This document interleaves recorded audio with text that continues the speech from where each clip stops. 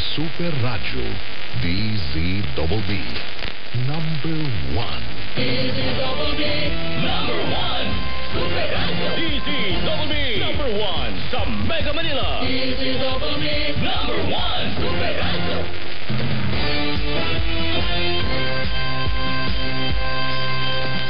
May paninindigan, patatag, maaasahan. DZBB Super Radyo 594, Kapusong Pilipino, lahat Super Radyo. DZBB Super Radyo.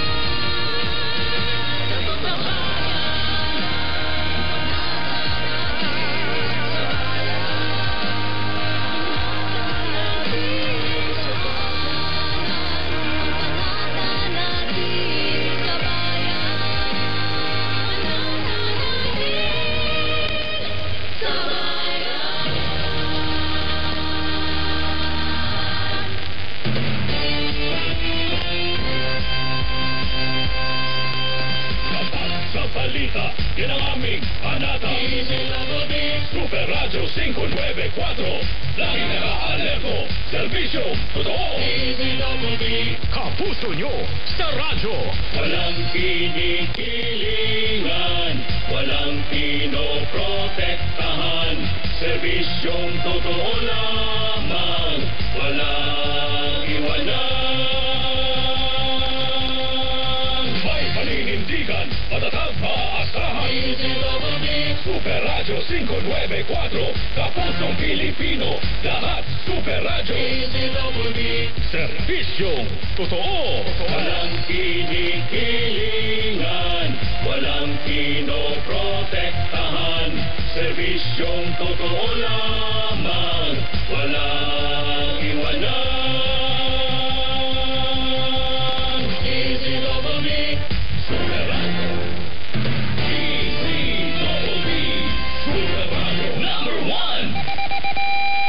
Oras alas 4 ng madaling araw.